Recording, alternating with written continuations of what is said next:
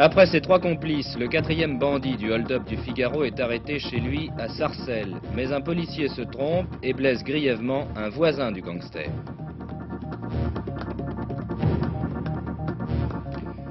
Un dépôt de carburant brûle depuis le milieu de la nuit près de Besançon. Le feu menace 15 autres cuves qui contiennent de l'essence ou du fioul. On parle de sabotage. Espagne, la désignation du successeur de M. Carrero Blanco à la tête du gouvernement est imminente. Ce matin, les syndicalistes ouvriers qui étaient jugés à Madrid ont été condamnés à des peines de prison sévères. Depuis ce matin, de Sydney, départ pour la 3e étape de la course de voilier autour du monde. Tabarly, malgré son handicap, est bien décidé à jouer son va-tout. Les livres d'art, c'est une idée de cadeau originale et raffinée pour le 1er de l'an. Ils vont de l'ancienne Rome jusqu'au surréaliste.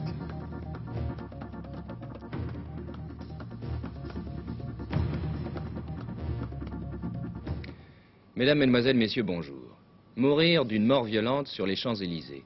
Ce n'est pas le titre du dernier roman policier à la mode, non, ce n'est pas de la fiction, c'est la réalité, brutalement illustrée à 2 reprises au cours de ces derniers jours. D'abord, mercredi soir, c'est Georges Moisoyer, ancien rédacteur en chef de Paris Match, qui est tué au volant de sa voiture, à la hauteur de la statue de Clémenceau. On s'attend à trouver la mort n'importe où de nos jours en voiture, mais je ne pense pas qu'il existe un seul automobiliste qui ait pensé à cette éventualité en roulant sur les Champs-Élysées.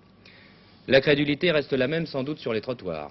Comment voulez-vous que les badauds faisant du lèche-vitrine en cette période de fête prévoient une fusillade entre gangsters et policiers à 3 heures de l'après-midi? Et pourtant c'est ce qui est arrivé hier devant l'immeuble du Figaro.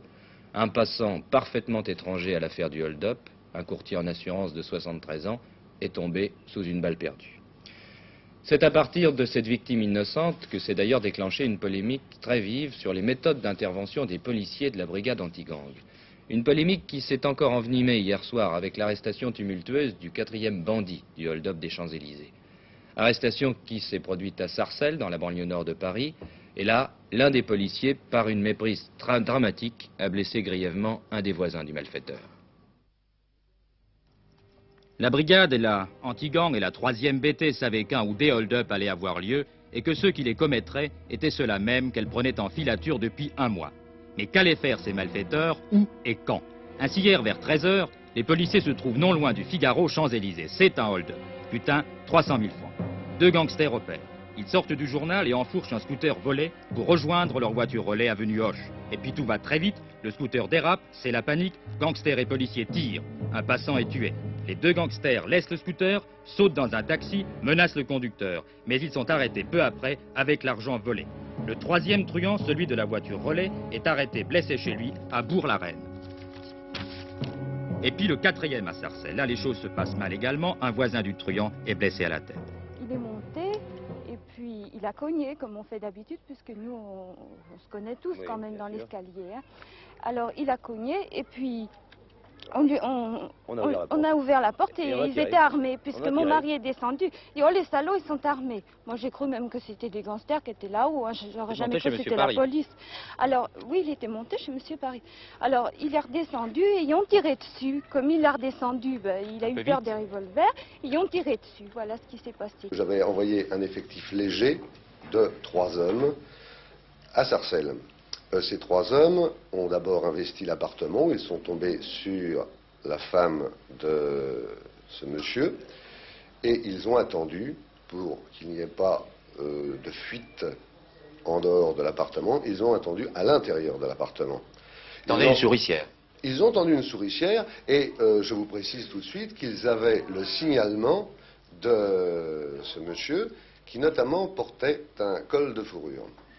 Vers 18h55, je crois, vers 18h55, un homme a frappé à la porte et en prenant les précautions d'usage, les officiers de police ont ouvert, bien sûr, l'arme à la main. Et se sont trouvés en présence d'un homme correspondant relativement au signalement, je dis bien relativement, et portant un col de fourrure qui, à leur vue, a fait demi-tour et s'est précipité dans les escaliers. Vous croyez qu'il pouvait être Paris? Il n'était pas exclu. Ils pensaient, mais ils ont pensé que c'était Paris, contrairement à ce qu'on dit, pendant au moins une bonne dizaine de minutes. Il y a eu un coup de feu tiré par un policier, 2 coups de feu par un autre policier, tirés au jugé, l'un par terre, l'autre dans les murs, et il semble, aux dernières nouvelles, que monsieur le voisin, c'est-à-dire monsieur de Vastine, ait été atteint par un éclat, ce qui prouve bien que c'est un ricochet de balle qui l'a atteint à la tête. Et vous ne trouvez pas que les policiers ont peut-être un peu tiré vite, sans être certain que c'était fabriqué? Vous savez, il faut être dans le feu de l'action. Et depuis hier midi, nous étions dans le feu de l'action, mais vraiment dans le feu de l'action, et depuis plus d'1 mois et demi, nous travaillons avec la brigade anti-gang derrière cette équipe. Il y a sûrement un peu de nervosité. Dans quelles conditions intervient la brigade anti-gang en général et comment est-elle intervenue hier? Bon, alors la brigade anti-gang intervient toujours en flagrant délit, mais dans un temps en réalité très rapproché du flagrant délit. Nous n'intervenons jamais sur les lieux même du hold-up, car il y a des risques évidents de fusillade. Et hier en particulier, nous avions prévu d'intervenir aux abords de la voiture utilisée comme voiture relais, et qui se trouvait avenue Hoche, c'est-à-dire à peu près à 700-800 mètres de l'endroit. Et à ce moment-là, les gangsters sont beaucoup plus décontractés, les armes sont rangées, ils montent à bord du véhicule relais, ils se croient en sécurité, et une intervention à ce moment-là est possible. C'est là qu'ils ont pris le scooter quittant le Figaro et qu'ils ont dérapé, c'est ce qui a tout changé. Mais ce qui a tout changé dans nos plans, c'est qu'effectivement, en arrivant en haut des Champs-Élysées, ils se sont cassés la figure, et il s'en est suivi une fusillade avec un fonctionnaire qui était derrière, enfin 2 fonctionnaires qui étaient en filature derrière, car nous ne savions absolument pas où allait avoir lieu le hold-up, et il fallait donc que quelqu'un suive jusqu'au dernier moment ces gangsters. Ils étaient extrêmement nerveux, et au moment de démarrer, le scooter s'est cabré, et le passager arrière est tombé, c'était celui d'ailleurs qui avait l'argent et une partie des armes. Quant à l'autre, il a essayé de maîtriser son engin, et malheureusement, une voiture de chez nous est arrivée sans s'apercevoir d'ailleurs de l'incident, puisqu'ils étaient très loin. Ils suivaient le flot des voitures des Champs-Élysées qui remontaient vers l'Étoile, et ils se sont trouvés à buter, si vous voulez, à côté du scooter. Alors comment le passant a-t-il été tué? Ah bien là, il s'en est suivi une fusillade, c'est-à-dire que le gangster a tiré sur nos fonctionnaires. Il y en a un qui a été touché immédiatement. Qui est tombé. Et pour protéger ce policier qui était couché au sol, l'artère fémorale sectionnée, l'un des policiers a protégé son collègue. Et il s'en est suivi une fusillade, et l'enquête déterminera bien sûr ce qui s'est passé exactement par la suite, quoi.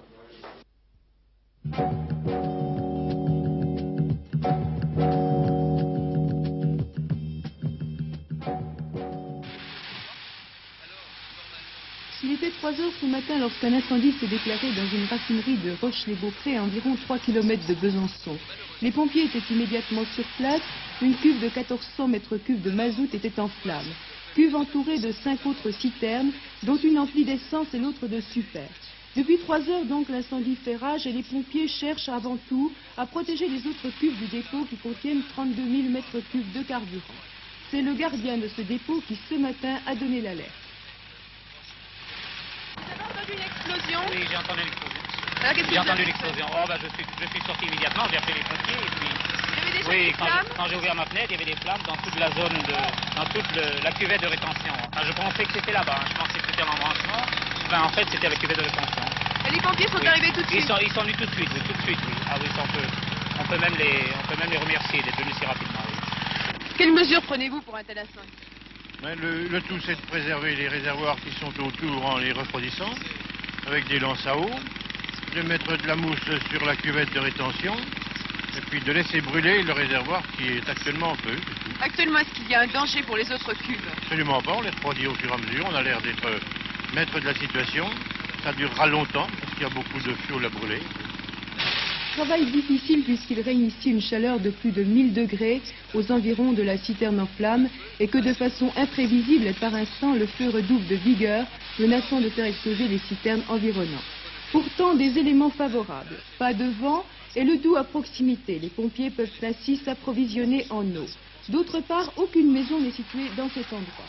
8 km de tuyaux ont été déroulés, mais les flammes malgré tout s'élèvent encore à une 50aine de mètres dans le ciel. Est-ce qu'il s'agit d'un acte criminel?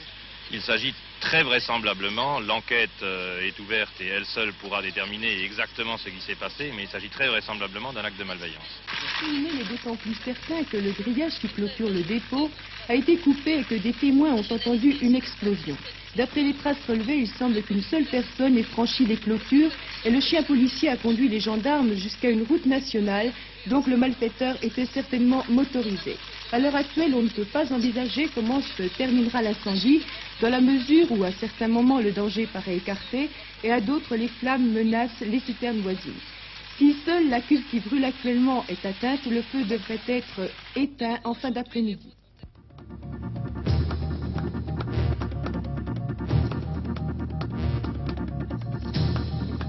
Madrid, le Conseil du Royaume a soumis hier 3 noms au général Franco pour la succession de l'amiral Carrero Blanco.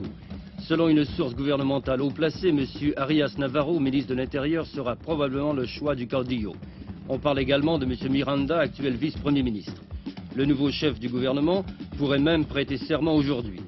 D'autre part, l'enquête sur l'assassinat de l'amiral Carrero Blanco se poursuit. À cet égard, après avoir convoqué dans des conditions mystérieuses quelques journalistes dans le sud-ouest de la France, des membres de l'ETA auraient revendiqué l'organisation et l'exécution de cet attentat.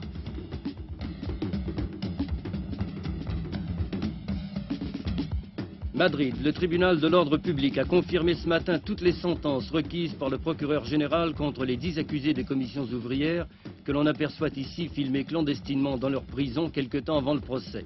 La sévérité de la sentence de 12 à 20 ans de prison a surpris, mais les avocats n'étaient pas optimistes quant à l'issue d'un procès commencé le jour même de l'assassinat de l'amiral Carrero Blanco. Cambodge, les combats se poursuivent autour de Phnom Penh. Les forces gouvernementales nettoient les zones à 10 km de la capitale où les Khmers rouges s'étaient infiltrés juste avant Noël. Les parachutistes, appuyés par les blindés, ont livré de durs combats sur la route numéro 4, coupée depuis le 11 novembre. À Phnom Penh, le nouveau Premier ministre, M. Long Boret, vient de réitérer sa proposition de négociation avec les Khmers rouges.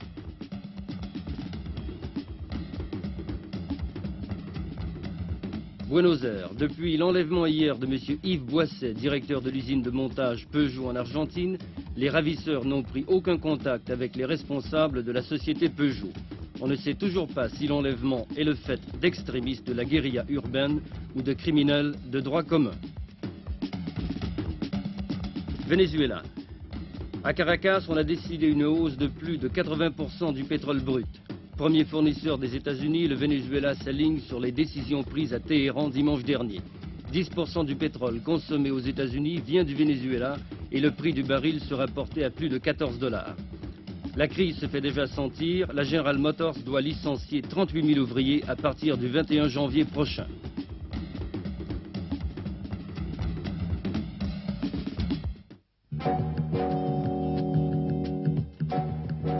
Limiter, réduire la paperasserie. Longtemps, cela a pu paraître utopique et l'on se résignait dans notre société tertiaire post-industrielle à une croissance continue de la bureaucratie. Pourtant, la sécurité sociale, grande dévoreuse parmi d'autres d'imprimés de certificats, ne vient-elle pas de donner l'exemple? Désormais, un seul relevé annuel de salaire sera suffisant pour ouvrir le droit aux prestations.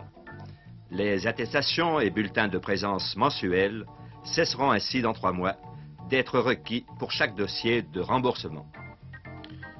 Une mesure qui pourrait sembler mineure, et pourtant. C'est ainsi dans le mur de papier une brèche de quelques 240 millions de pièces par an. L'économie réalisée représente 10 jours du trafic postal lettres de la nation ou encore 1,5 milliard de nos francs.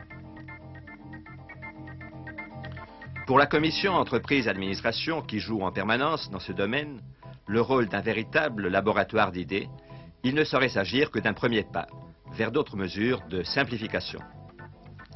Parmi les décisions qui pourraient bientôt intervenir, citons la gratuité des actes d'état civil, la réduction des délais de paiement des marchés publics.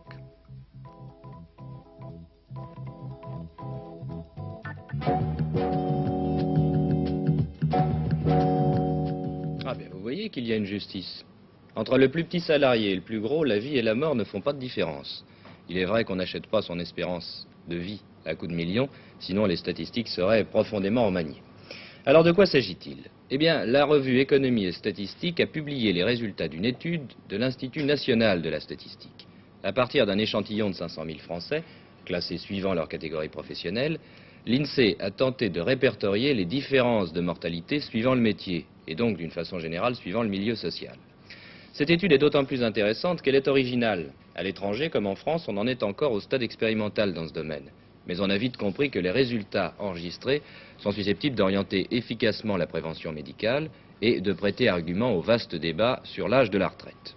Alors en attendant l'analyse sociologique plus profonde qui sera faite à partir des chiffres de l'INSEE, je vous propose un aperçu de cette enquête.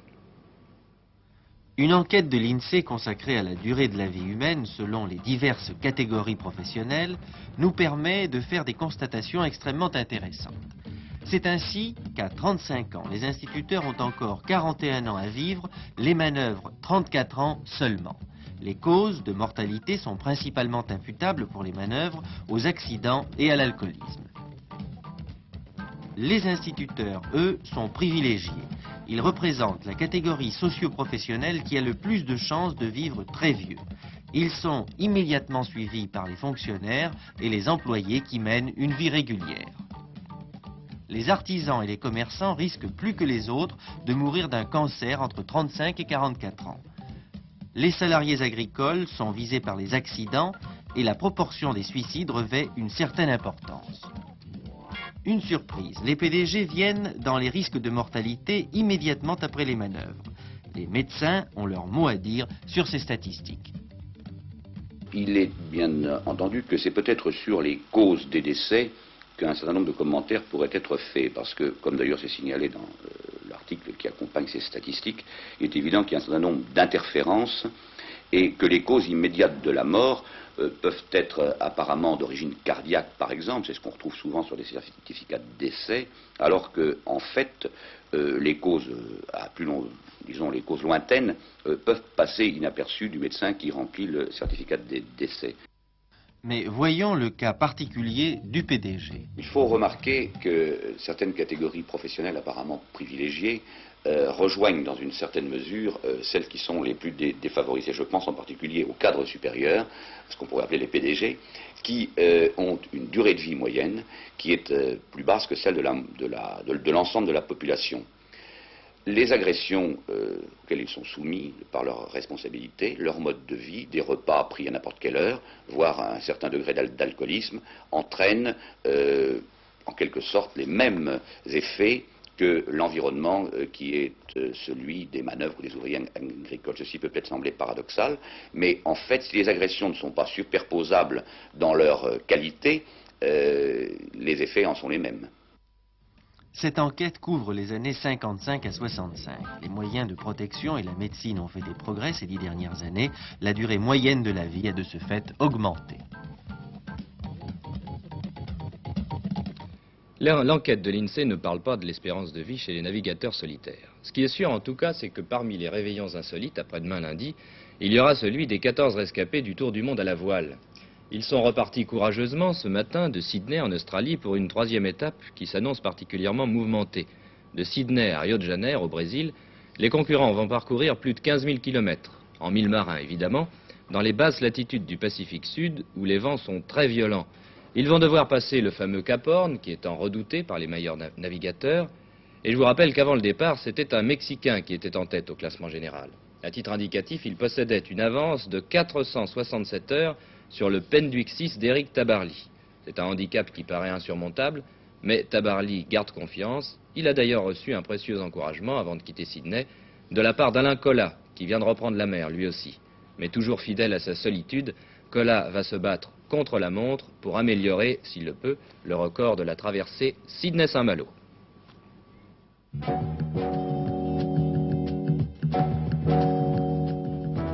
Une fois de plus, on se bouscule au guichet des bureaux de poste en cette période de fêtes et de vœux qui absorbe en un mois le quart du trafic annuel des PTT. Près de 3 milliards d'objets, lettres et paquets transitent par les centres de tri des gares et des aéroports, comme ici, à Orly, plaque tournante de l'aéropostale. Alors ne vous étonnez pas si votre correspondance n'arrive pas toujours dans les 24 heures. Les postiers doivent assurer avec le même personnel un volume d'échange 3 fois plus important, en regrettant souvent que les conseils donnés aux usagers ne soient pas mieux suivis, d'autant que les convenances vous accordent jusqu'au 31 janvier pour souhaiter la bonne année. On pourrait leur dire évidemment, ça c'est valable pour chaque année, on peut répéter la même chose, leur dire qu'il faut étaler les envois autant que possible pour faire en sorte que nous n'ayons pas un courrier trop volumineux qui nous parvient en même temps dans un laps de temps trop court pour pouvoir l'acheminer. 23h30, Orly.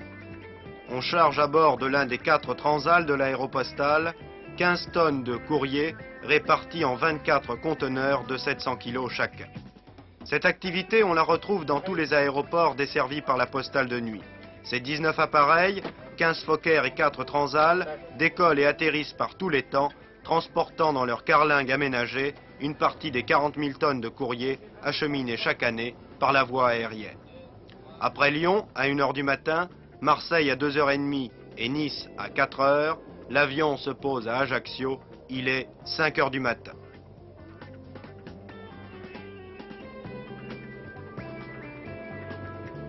Les conteneurs embarqués à Paris ou dans ces 3 escales sont immédiatement déchargés.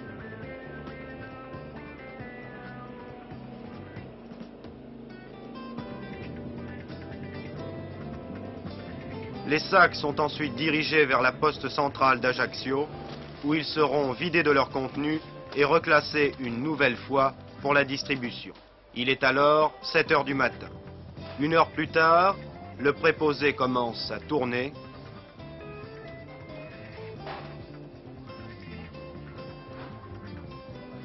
Et à 9 h très précises, il sonnera à votre porte avec à la main une lettre ou un paquet.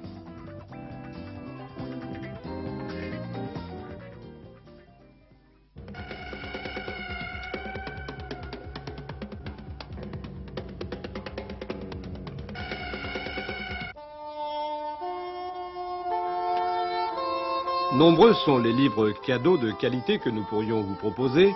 D'abord, dans notre choix, L'art de l'ancienne Rome de Bernard Andréa chez Masno.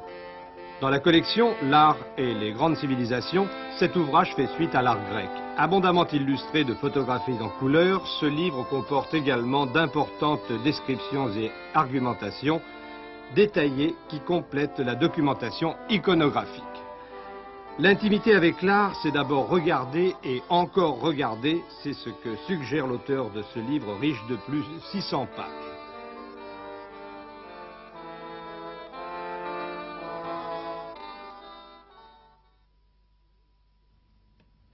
L'œuvre d'une vie. Le chanoine Émile Osty a consacré 35 ans de sa vie à la traduction française de la Bible sur les textes originaux. Cette Bible est parue aux éditions du Seuil. Le chanoine, qui a 86 ans, est un helléniste et un spécialiste de l'hébreu. Pour l'amour du texte littéraire, il a cherché à éviter toute lourdeur dans la traduction, à donner à la phrase une jolie tournure. Le chanoine Osty considère que c'est en amoureux et en poète qu'il a traduit la Bible, ce qui ne retire rien à la rigueur de la traduction.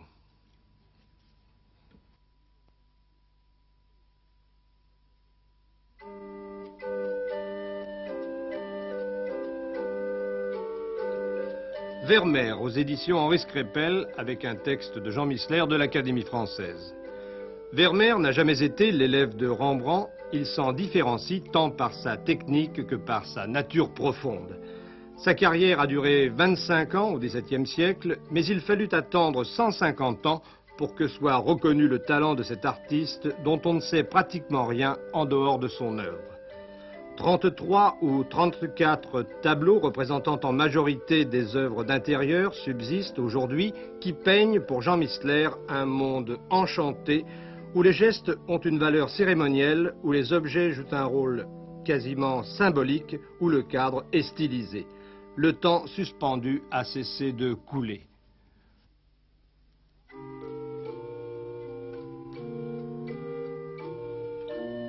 La vie et l'œuvre de Georges Delatour, de Pierre Rosenberg et François Massé de l'Épinay à l'Office du Livre. En 4 mois, l'exposition Georges Delatour à l'Orangerie des Tuileries a reçu l'an dernier la visite de quelques 350 000 personnes. Peintre du XVIIe siècle, il n'a été véritablement lancé, comme l'on dit, qu'au cours d'une exposition parisienne en 1934. Bien des incertitudes subsistent sur le volume de son œuvre, limité à la Bible et à la réalité quotidienne. Les auteurs pensent que l'esthétique de Latour semble plonger ses racines dans la tradition romane et annoncer par le dépouillement des formes le cubisme. Gallimard vient de faire paraître en édition de luxe numérotée Les Garçons d'Henri de Monterland. Il s'agit cette fois de l'édition intégrale avec de superbes illustrations de McAvoy. Ce livre, dont les 50 premières pages avaient été écrites en 1929, n'a été publié qu'en 1969. Monterland, qui mettait sa vérité dans son œuvre, qui écrivait avec sa chair, avec sa vie, comme il le disait, pensait que l'on ne rééditerait pas ses livres à tort. À propos des garçons, on peut rappeler ce qu'il disait encore: c'est à 16 ans que l'être humain commence de cesser d'être intéressant.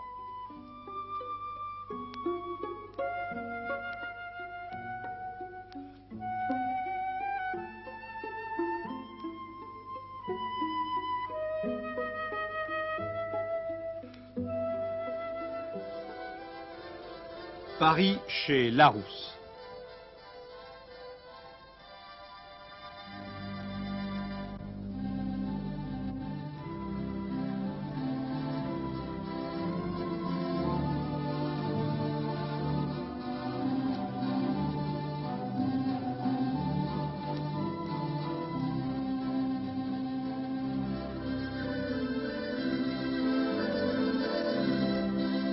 Un très bel album de photos de Gustav Hylander, un Suédois nostalgique d'un Paris dont il ne restera bientôt plus que les monuments et quelques vestiges.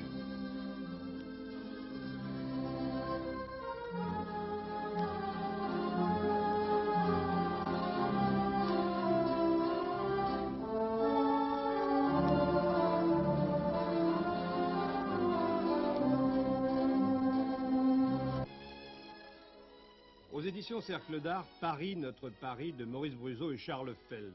Un livre de citations, de textes d'auteurs accompagnés de photographies, d'esquisses, de tableaux de lieux qui évoquent le Paris du quotidien, la ville au monde où la rêverie ambulatoire est la plus agréable, écrivait George Sand, avec la Seine, chantée par Prévert, en passant par Paris, en passant comme un rêve, au milieu des mystères, des misères de Paris.